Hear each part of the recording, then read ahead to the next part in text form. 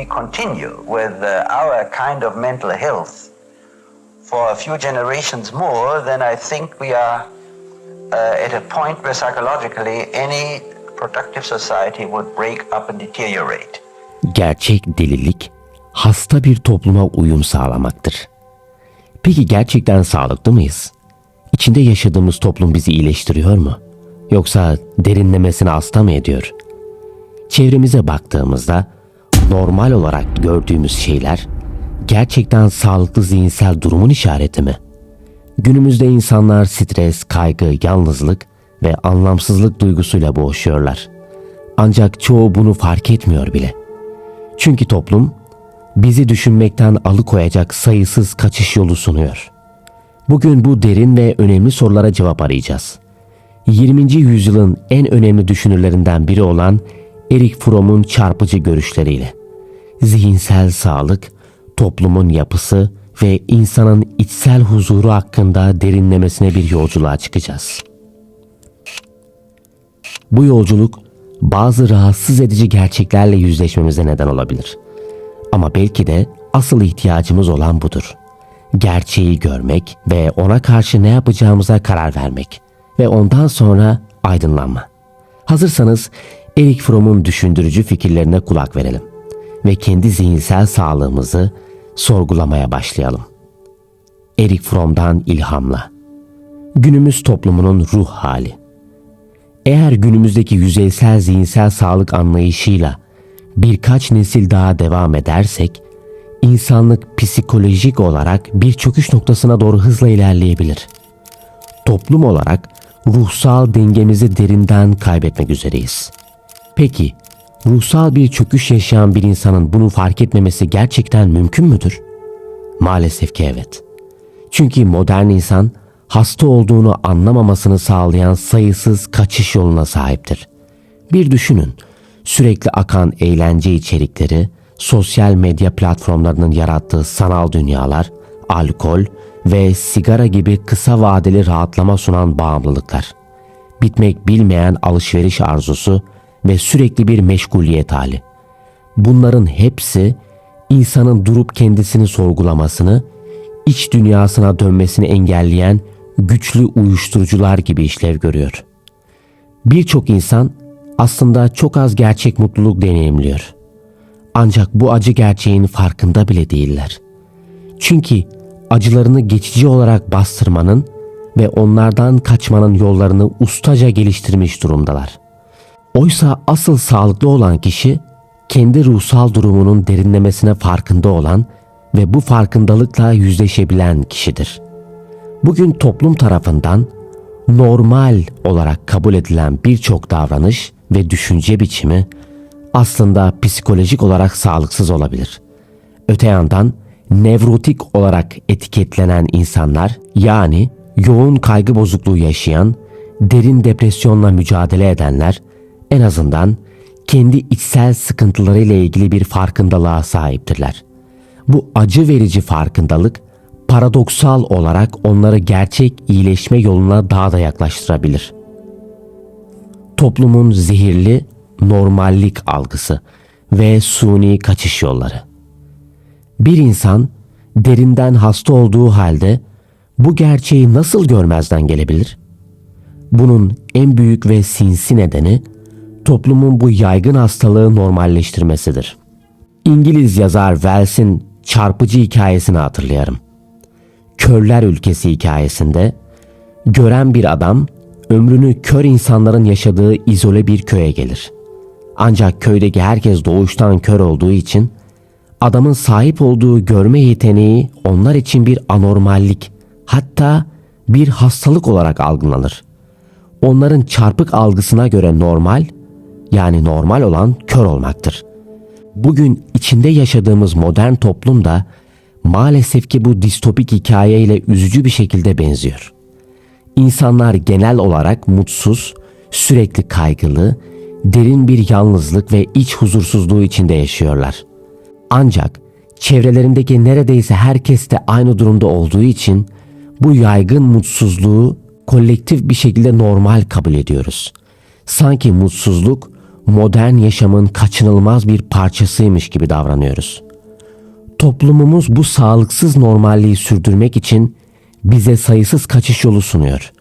Bağımlılık yaratan televizyon programları, diziler, sürekli dikkat dağıtan sosyal medya platformları, anlamsız tüketim çılgınlığı, insanı tüketen aşırı çalışma kültürü ve her an ulaşılabilir olan yüzeysel eğlence seçenekleri.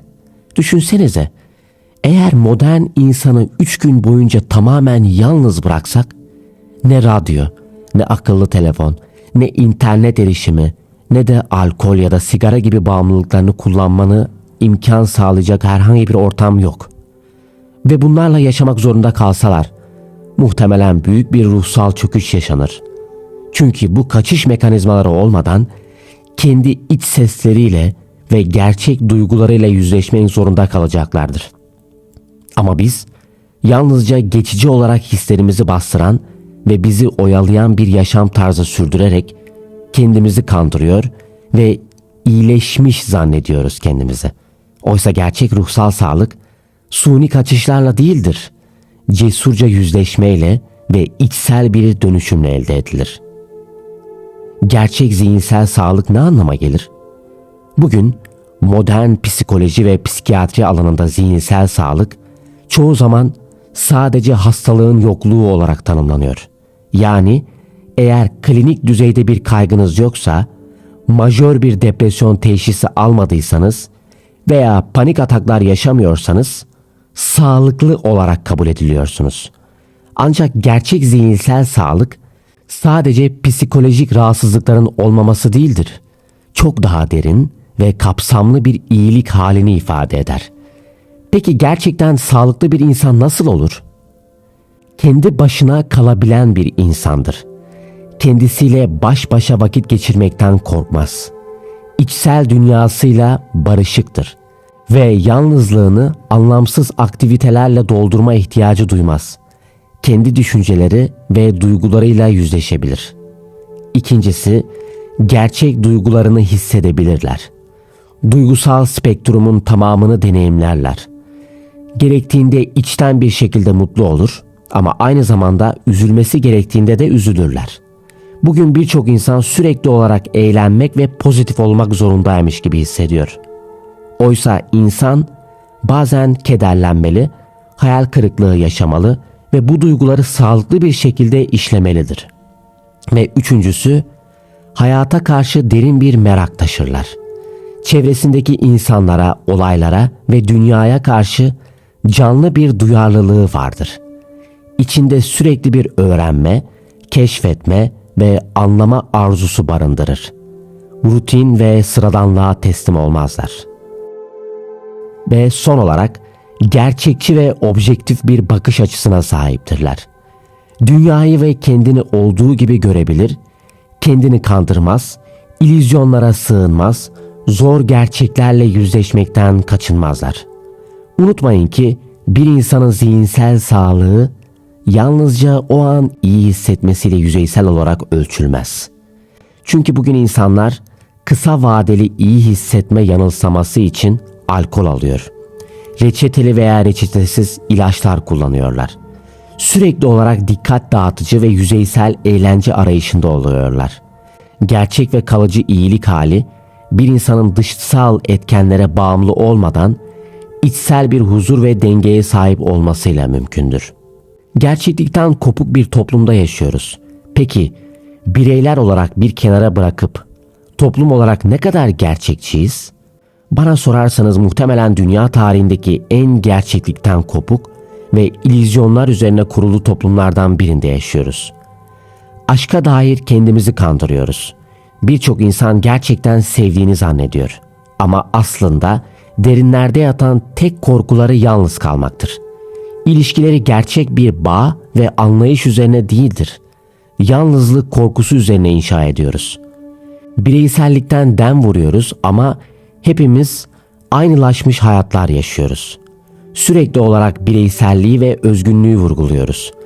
Ancak aslında hepimiz birbirine benzeyen kariyer yollarını takip ediyor, benzer tüketim alışkanlıklarına sahip oluyor ve aynı sosyal medya trendlerine uyum sağlıyoruz. Özgür olduğumuzu sanıyoruz ama aslında manipüle ediliyoruz. Kendimizi özgür iradeye sahip bireyler olarak görüyoruz ancak aslında medya, sosyal algılar, reklamlar, siyasi söylemler tarafından sürekli olarak yönlendiriliyoruz. Ne düşüneceğimizi, neye inancımız olacağını ve ne isteyeceğimiz büyük ölçüde dışsal güçler tarafından şekillendiriliyor. Ve belki de en büyük sorun kendi potansiyel yok oluşumuzun farkında olmamamız veya bu gerçeği inkar etmemizdir. Bugün dünya nükleer bir savaşın eşiğinde olabilir. Bu ürkütücü gerçeği biliyoruz. Ancak çoğu zaman günlük hayatımızın koşuşturmacası içinde bu ihtimali görmezden geliyoruz. Şehirlerde göstermelik sığınak tabelaları var. Ama hepimiz biliyoruz ki gerçek bir savaş durumunda o sığınakların hiçbiri bizi korumayacak. Bu kitlesel bir inkar ve umursamazlık durumudur. Eğer bireysel olarak bir insan elindeki tehlikeli ve aktif bir bomba tutup belki patlar belki patlamaz diye biraz deneyelim bakalım derse onu derhal akıl hastanesine kapatırız. Ama bugün tüm insanlık kendi kolektif yok oluşunu bu kadar umursamaz ve kayıtsız bir tavırla izliyor. Bu durum Erich Fromm'un gerçek delilik tanımının ne kadar yerinde olduğunu açıkça gösteriyor. Psikoloji ve zihinsel sağlık hareketi gerçekten yardımcı oluyor mu? Bugün psikoloji ve psikiyatri gibi alanlar genellikle insanlara mevcut sistemin içinde daha rahat ve sorunsuz bir şekilde yaşamalarını öğrenmeye odaklanıyor. Ancak bu yaklaşım insanları gerçekten psikolojik olarak sağlıklı kılmak yerine onları mevcut sağlıksız sisteme daha iyi adapte etmekten başka bir işe yaramıyor. Bugün birçok insana eğer mutsuzsanız, kaygılıysanız veya depresyondaysanız sorun sizdedir. Gelin sizi tedavi edelim ve bu sisteme daha iyi uyum sağlamanıza yardımcı olalım deniyor.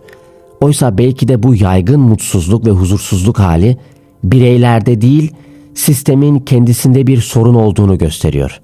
Belki de tedavi edilmesi gereken bireyler değildir. İçinde yaşadığımız sağlıksız toplumun ta kendisidir. Sonuç, gelecekten umutlu muyuz? Eğer insanlık kendi kendine yok etme potansiyeline sahip bir savaşla yeryüzünden silinmezse, gelecek için hala büyük bir umut taşıyor. İnsan bu anlamsız tüketim ve bitmek bilmeyen üretim çılgınlığından sıyrılıp, daha derin anlam ve gerçek bir amaç ve kalıcı bir iç huzuru bulma potansiyeline sahiptir.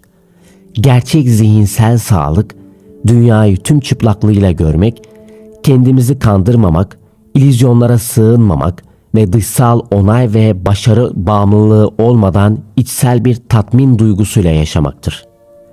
Ve belki de bu yolculuğun en önemli çıkarımı şudur: gerçek delilik, hasta bir topluma uyum sağlamak ve bu durumu sorgulamamaktır. Sağlıklı olmaksa bu sağlıksız normalliğe karşı çıkmak, kendi iç sesimizi dinlemek ve daha insancıl, anlamlı ve gerçekçi bir yaşam arayışında olmaktır. Umarım bu video zihinsel sağlık konusundaki düşüncelerinizi derinlemesine sorgulamanıza ve daha bilinçli bir yaşam yolculuğuna çıkmanıza yardımcı olur. Eğer bu video size değer kattıysa beğenmeyi ve kanalıma abone olmayı unutmayın. Bu sayede daha fazla insanın bu önemli konular hakkında düşünmesine katkıda bulunabilirsiniz. Bir sonraki videoda görüşmek üzere. Kendinize iyi bakın.